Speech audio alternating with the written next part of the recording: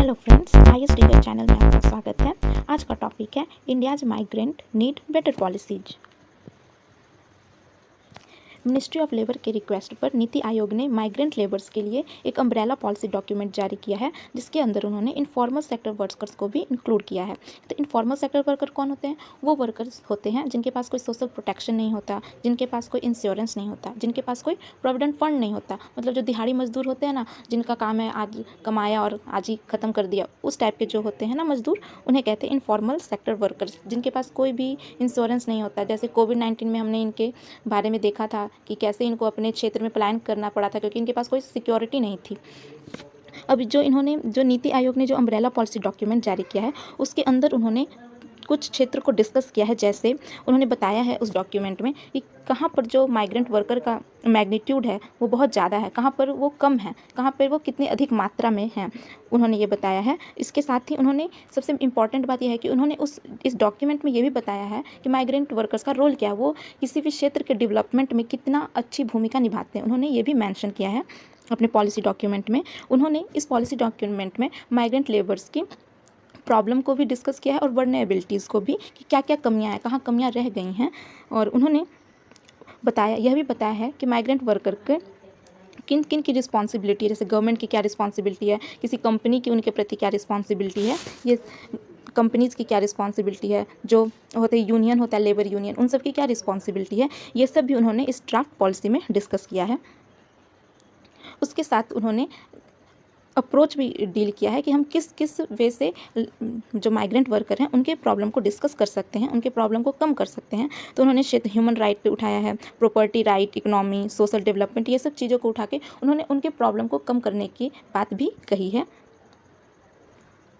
तो हम यहाँ पढ़ेंगे कि कहाँ कौन कौन क्षेत्र में कमियाँ हैं, या फिर ऐसी क्या वजह है जिसके कारण माइग्रेंट लेबर को दिक्कतों का सामना करना पड़ रहा है। जैसे हो गया कि सोशल एक्सक्लूजन, ठीक है, और पॉलिटिकल राइट, उनके पास पॉलिटिकल राइट नहीं है, जिसके कारण क्या होता है कि जो नेता लोग होते हैं उस पर ध्यान नहीं देते हैं। अगर उनके पास पॉलिटिकल राइट होगी तो ऑब्वियस है, जैसे म्यूनिसिपैलिटीज़ वाले लोग होते हैं, जो वार्ड के लोग होते हैं, वो हो सकता है उनके प्रॉब्लम को कंसीडर करें, लेकिन पॉलिटिकल राइट ना होने की वजह से उनके ऊपर ये सब ध्यान नहीं देते। उनके पास अच्छा हेल्थ फैसिलिटीज़ नहीं होती, उनके बच्चों के लिए अच्छे एजुकेशन अवेलेबल नहीं होता, ठीक है, उनके लिए अच्छा हाउसिंग नहीं होता। तो ये सब प्रॉब्लम ड्राफ्ट पॉलिसी में बताया गया है। उनके पास उनका खुद का वॉइस नहीं होता, मतलब कि कलेक्टिव वॉइस नहीं होता, उनका अपना खुद का यूनियन नहीं होता जो उनके प्रॉब्लम को डिस्कस कर सके। तो पॉलिसी सजेस्ट क्या करती है, पॉलिसी बताती है, क्योंकि हम लोग जानते हैं कि हम लोग एक इंटरनेशनल लेबर ऑर्गेनाइजेशन के मेंबर हैं, तो हमने उन चीज़ों को प्रेफर किया है ताकि हम इंटरनेशनल लेबर ऑर्गेनाइजेशन के कमिटमेंट को फुलफिल कर सके। इस पॉलिसी में यह भी सजेस्ट किया जाता है लेबर राइट के बारे में, क्योंकि सस्टेनेबल डेवलपमेंट गोल 8.8 में लेबर राइट के प्रोटेक्शन के बारे में बात कही जाती है। तो इस डॉक्यूमेंट में इसके बारे में भी बताया गया है और इसके बारे में भी कुछ सजेशन दी गई है। उनके वर्किंग एनवायरनमेंट को भी ठीक करने की बात इसमें कही गई है। फिर इसमें बात की गई है प्रो पुअर डेवलपमेंट की। प्रो पुअर डेवलपमेंट क्या होता है? प्रो पुअर डेवलपमेंट का मतलब होता है कि वो डेवलपमेंट जो पुअर लोगों को, गरीब लोगों को ध्यान में रख कर किया जाता है। मतलब आप कोई भी डेवलपमेंट करेंगे तो उनको मेन फोकस एरिया जो आपका होगा वो वहाँ के लोग होंगे, वहाँ की जो पॉवर्टी होगी वो होगी। तो इस डॉक्यूमेंट है उसमें उन्होंने प्रो पुअर डेवलपमेंट की बात कही है, उनके जीवन यापन की भी बात कही है। इस ड्राफ्ट पॉलिसी में जो मिनिस्ट्री ऑफ लेबर है वो एक नोडल मिनिस्ट्री बनाई गई है, और उन्हीं के अंदर एक डेडिकेटेड यूनिट बनाया गया है जो इंटर मिनिस्ट्रियल और सेंटर और स्टेट के बीच में कोऑर्डिनेशन बनाई। यानी बहुत सारी जो मिनिस्ट्री हैं, अगर वो लेबर से संबंधित है तो वो आपस में कोऑर्डिनेट करेंगे, और जो सेंटर और स्टेट हैं वो आपस में कोऑर्डिनेट करेंगे माइग्रेंट लेबर को लेकर।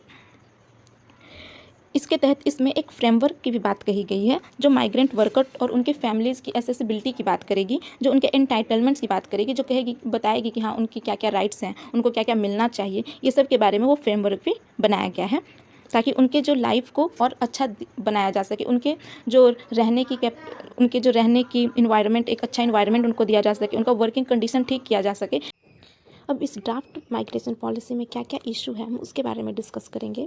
तो पहला है कि जो national commission for rural labour है, उन्होंने 1991 में बताया था कि जो माइग्रेंट लेबर का जो मेन कॉज है वो अनइक्वल डेवलपमेंट है। अनइक्वल डेवलपमेंट का मतलब जैसे कुछ राज्य हैं वो बहुत ज़्यादा विकसित हैं, कुछ राज्य हैं जो बहुत कम विकसित है, जैसे बिहार हो गया, यूपी हो गया, ये सब कम विकसित है, और केरल, कर्नाटका ये सब ज़्यादा विकसित है। तो लोग जो है बिहार से केरल, कर्नाटका, दिल्ली की तरफ मूव करते हैं। तो उन्होंने अपनी रिपोर्ट में बताया था कि जो लेबर माइग्रेशन का मेन कारण है वो अनइक्वल डेवलपमेंट है। लेकिन जो नीति आयोग द्वारा जो रिपोर्ट लाई गई है, जो ड्राफ्ट पॉलिसी लाई गई है, उसमें इस रीजन को, अनइक्वल डेवलपमेंट को कंसिडर ही नहीं किया गया, इसकी कहीं भी बात नहीं की गई है। दूसरा इसमें बताते हैं कि लॉपसाइडेड अर्बन डेवलपमेंट स्ट्रेटजी की भी बात नहीं की गई है। लॉपसाइडेड मतलब क्या हो गया, अनइक्वल डेवलपमेंट की ही बात हुई। लॉपसाइडेड का मतलब होता है अनइक्वल डेवलपमेंट। तो वो इससे जो स्ट्रैटेजी होनी चाहिए आप इससे निपटने की, उसकी भी बात नहीं की गई है इसमें, ठीक है। पहले कि इस जो नीति आयोग द्वारा जो ड्राफ्ट पॉलिसी लाई गई है, उसमें 2 अप्रोचेज बताए गए हैं। पहला कि आप कैश ट्रांसफ़र कीजिए, आप उनको स्पेशल डिस्पेंसेशन दीजिए, आप उनको प्रिविलेज दीजिए, कुछ इम्यूनिटी दीजिए, इसकी बात कही गई है। दूसरा अप्रोच बताया गया कि आप माइग्रेंट लेबर की कैपेबिलिटीज़ को बिल्ड कीजिए। कैसे बिल्ड कीजिए, तो उनको इन्हेंस कीजिए। आप क्या कीजिए, यूनियन बनाइए, लेबर यूनियन बनाइए, जो उनको वॉइस दे सके, जो उनकी बातों को रख सके गवर्नमेंट के सामने या फिर किसी कंपनी के सामने, है ना। तो इसकी बात कहेगी, ये तो अच्छी बात है, पर इसमें प्रॉब्लम क्या है। तो देखिए प्रॉब्लम ये है कि जब आप कैश ट्रांसफ़र की बात तो कर रहे हैं, लेकिन आप कैश ट्रांसफ़र के साथ साथ आप अपने आप को, यानी गवर्नमेंट जो है अपने आप को अपनी रिस्पॉन्सिबिलिटी से पीछे खींच रही है। जैसे कि राइट टू सोशल सिक्योरिटी जो है वो माइग्रेंट लेबर का हक है, लेकिन आप कैश ट्रांसफ़र करके आप अपने आप को अपनी इस रिस्पॉन्सिबिलिटी से कि उनको सोशल सिक्योरिटी मिलना चाहिए, आप अपने आप को इससे पीछे हटा रहे हैं। ठीक है, आप कैश ट्रांसफ़र कर दें, उसके बाद क्या, वो क्या करेंगे जब तक आप उनको सोशल सिक्योरिटी ही नहीं दोगे। तो इसी में डाइकॉटमी हो गई है कि आप उसकी बात तो करते कैश ट्रांसफ़र की, लेकिन आप उनके अधिकारों की बात नहीं करते। फिर इसमें चौथा पॉइंट है कि इस रिपोर्ट में यूनिवर्सल रजिस्ट्रेशन सिस्टम की भी बात कही गई है और स्मार्ट सोशल सिक्योरिटी कार्ड्स की बात कही गई है। तो इनका कहना है कि ऐसी बातें पहले भी, आगे जो पहले रिपोर्ट आई है उसमें भी की गई है, जो एक डेड लेटर ही साबित हुआ है। फिफ्थ पॉइंट है कि कहता है कि जो नीति आयोग ने अपना ड्राफ्ट माइग्रेशन पॉलिसी लाई है वो कहीं ना कहीं कंपनी की तरफ झुकी हुई है। मतलब आप लाए तो माइग्रेंट लेबर के लिए हैं, लेकिन ऐसा लग रहा है जैसे आप कंपनी की तरफ झुके हुए, आप डाइवर्ट हैं कंपनी की तरफ। ऐसा लग रहा है जैसे आप ईज ऑफ बिजनेस को प्रमोट कर रहे हैं, ठीक है, आप फेवर में है कैपिटल के। अगर ऐसा है तो आप ड्राफ्ट माइग्रेशन पॉलिसी का नाम बदल के रख देते draft migration policy and corporate sector. तो ऐसा क्यों लगता है उनको, तो बोलते हैं वो, देखिए इसमें 2 चीज़ें, एक ग्रीवियंसेस एंड लीगल रीएड्रेसल और एक है रेगुलेशन एंड इन्फोर्समेंट। कि आपको क्या करना चाहिए था, आपको कंपनी को रेगुलेट करना चाहिए था। कंपनी में जो लेबर वर्क करते हैं तो आपको ऐसे कुछ बनाना चाहिए था रूल जिससे कंपनी रेगुलेट होती, ठीक है। आपको कंपनी में इन्फोर्समेंट लाना था, आपको कंपनी को कुछ चीज़ों के लिए बाध्य करना था, ठीक है। लेकिन आपने क्या किया, आपने कंपनी के ऊपर कोई रूल रेगुलेशन नहीं लगाया। आपने क्या किया, लेबर को एक मौका दिया कि ठीक है आप अपना ग्रीवियंसेस रख देना, अगर कुछ होता है आपके साथ, अनहैप्पीनेस कुछ हो जाती है तो अपना ग्रीवियंसेस रख देना। आपने उनको लीगल मैकेनिज्म दिया। अरे आप उनको देने से अच्छा आप कंपनी को रेगुलेट करते, है ना। फिर बोलता है इसमें दूसरा पॉइंट कि क्यों हमें लगता है कि ये कॉर्पोरेट सेक्टर की तरफ झुकी हुई है। तो देखिए अभी अभी न्यू लेबर कोड बिल आया है, 4 कोड ऑफ लेबर्स आए हैं। तो उसमें क्या है कि आप इस माइग्रेशन बिल में 4 लेबर कोड की वो बात ही नहीं की गई। आपने बिल्कुल भी मेंशन नहीं किया है लेबर कोड के बारे में। और आपने इसमें मेंशन किया जो डिसफंक्शन लॉज थे, जो बेकार लॉज थे, आपने उसको मेंशन किया, लेकिन लेबर कोड को आपने मेंशन करने की जहमत ही नहीं उठाई। माइग्रेशन क्या होता है, तो माइग्रेशन में होता है मूवमेंट ऑफ पीपल। अगर लोग एक प्लेस से दूसरे प्लेस जा रहे हैं किसी भी चीज़ के लिए, चाहे वो एजुकेशन हो, चाहे वो वर्क हो, चाहे वो सोशल सिक्योरिटी के लिए जा रहे हैं, या फिर कोई भी अच्छी अपॉर्चुनिटी मिली हो उसके लिए जा रहे हैं, लेकिन वो एक प्लेस से दूसरे प्लेस अगर मूव कर रहे हैं, कारण कोई भी हो सकता है, तो उसे हम माइग्रेशन कहते हैं। माइग्रेशन 2 प्रकार के होते हैं, internal migration and external migration. Internal migration का मतलब क्या होता है कि आप एक ही कंट्री के अंदर मूव कर रहे हो। मतलब आप जैसे बिहार का है तो बिहार का चला गया यूपी या फिर महाराष्ट्र गया, तो उसे इंटरनल माइग्रेशन कहेंगे। एक्सटर्नल माइग्रेशन क्या होता है, जैसे कोई व्यक्ति इंडिया का है और इंडिया से कहाँ जा रहा है वो, तो इंडिया से किसी विदेशी कंट्री में जा रहा है, जैसे इंडिया से यूएई हो गया, अमेरिका हो गया, तो ऐसे माइग्रेशन को कहेंगे एक्सटर्नल माइग्रेशन। इंटरनल माइग्रेशन भी 2 टाइप का होता है, एक लॉन्ग टर्म माइग्रेशन और एक short term migration. Long term migration में क्या होता है कि अगर आप 1 साल से ज़्यादा के लिए एक प्लेस से दूसरे प्लेस पे मूव करते हैं तो वो हो गया long term migration. Short term migration में 1 साल से कम का समय होता है। पर यहाँ पे ध्यान देने वाली बात है कि जो इंटरनल माइग्रेशन में फीमेल का माइग्रेशन बहुत अधिक है देन मैन के। मतलब फीमेल जो होती हैं वो बहुत ज़्यादा माइग्रेट करती हैं मैन की तुलना में इंटरनल माइग्रेशन में। ऐसा क्यों, इसके पीछे एक रीज़न है शादी के कारण जो फीमेल होती हैं वो एक प्लेस से दूसरे प्लेस चली जाती हैं अपने हस्बैंड के साथ, तो इसीलिए फीमेल माइग्रेशन हमें इंटरनल माइग्रेशन में बहुत अधिक दिखता है। एक्सटर्नल माइग्रेशन में 3 प्रकार की हैं, इमिग्रेशन एंड रिफ्यूजी। इमिग्रेशन क्या हो गया कि आप इंडिया से अब्रॉड जा रहे हो, ठीक है। इमिग्रेशन क्या हो गया जिसमें अब्रॉड से इंडिया आ रहे हैं, तो हो गया इमिग्रेशन। फोर्स्ड माइग्रेशन का आपको बहुत अच्छा एग्जाम्पल है रोहिंग्याज इशू, जिसमें उनको फोर्स किया गया, वो चाहते नहीं है वहाँ से निकलना, लेकिन कुछ परिस्थितियों के कारण उनको वहाँ से निकलना पड़ा म्यांमार से। अब हम पढ़ेंगे डेटा ऑन माइग्रेशन। तो इसमें 2011 और 2001 के डेटा के बीच में तुलना की गई है कि 2001 में 30% ऑफ पॉपुलेशन जो थे वो माइग्रेट करते थे, लेकिन वही 2011 में बढ़कर 38% हो गया।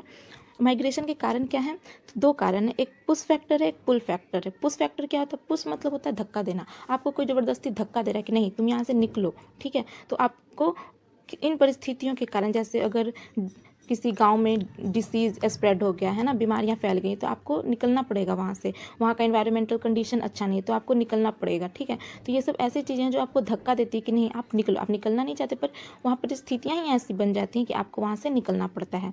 दूसरा क्या? पुल फैक्टर। पुल फैक्टर क्या? तो जो आपको अपनी तरफ खींचती है, आपको अपनी तरफ आकर्षित करती है, ठीक है। जैसे अगर आपको वेजेस बहुत अच्छे मिल रहे हैं तो आप वहाँ से उठकर दूसरे प्लेसेस पे चले जाओगे, वहाँ पे एजुकेशन की फैसिलिटी बहुत अच्छी है तो आप वहाँ पे चले जाओगे, तो वो आपको क्या करती है? अट्रैक्ट करती है। तो ये 2 कारण होते हैं जो जिसके कारण जो लोग होते हैं वो माइग्रेट करते हैं। अब यहाँ पर हम देखेंगे कि वो कौन कौन से कारण हैं पुश फैक्टर में और पुल फैक्टर में जिसके कारण लोग माइग्रेट करते हैं। तो देखिए, एक डेमोग्राफिक फैक्टर है और सोशल इंफ्रास्ट्रक्चर है। तो पुश फैक्टर में क्या है? अगर पॉपुलेशन ग्रोथ बहुत ज़्यादा है, यंग एज स्ट्रक्चर बहुत ज़्यादा है, तो वो वहाँ से उठकर दूसरे जगह चले जाएंगे। अच्छा एजुकेशन नहीं मिल रहा है आपको, मेडिकल केयर नहीं है, सोशल सिक्योरिटी नहीं है, तो आप क्या होगे? ये सब चीज़ें आपको पुश करेंगी कि नहीं आपको यहाँ से कहीं दूसरे जगह जाना चाहिए, ऐसा। पुल फैक्टर में क्या आता है? तो स्टेबल पॉपुलेशन है, पॉपुलेशन की दर कम हो रही है, तो वहाँ पे अपॉर्चुनिटीज़ ज़्यादा होंगी, तो वहाँ पे लोग चले जाएंगे। मेडिकल केयर अच्छा है, सोशल सिक्योरिटी अच्छा है, ठीक है। इकोनॉमिक फैक्टर कौन से हैं? पुश फैक्टर में है अनएम्प्लॉयमेंट, लो वेजेस, ये सब आप समझ सकते हैं। लेबर डिमांड, अगर लेबर डिमांड ज़्यादा है पुल फैक्टर में तो आप वहाँ पर जाएंगे। हाई वेजेस है तो भी ये आपको आकर्षित करेगी और आप वहाँ पर जाएंगे। पॉलिटिकल फैक्टर में हो गया जैसे डिक्टेटरशिप जहाँ पर है, तो वहाँ पे लोग रहना नहीं पसंद करते, क्यों? क्योंकि वहाँ पे लोगों के पास फ्रीडम नहीं होता है, ठीक है। सिविल वार हो गया, जैसे यमन में वार हो गया, तो अब यमन के लोग वहाँ से बाहर निकल के दूसरी जगह जा रहे हैं। Rule of law, civil rights, ये सब, पीस हो गया, सिक्योरिटी, ये सब आपको अट्रैक्ट करती है और आप वहाँ पे रहना चाहते हैं। इकोलॉजिकल फैक्टर में, पुल फैक्टर में आगे बेटर एनवायरनमेंट है आपके पास, ठीक है, नेचुरल है, अच्छा हवा है, अच्छा पानी है, तो ऑब्वियसली आप वहाँ रहने जरूर जाएंगे। Migrant flows and migrant stocks, अगर आपका एथनिक कम्युनिटी है, बहुत ज़्यादा वेरिएंट है, ठीक है, मीडिया अच्छा, इन्फॉर्मेशन अच्छा है, तो आप वहाँ पर जाना चाहेंगे। अगर आपको मेरा डिस्कशन अच्छा लगा हो तो मेरे चैनल को लाइक करें, सब्सक्राइब करें। Thank you.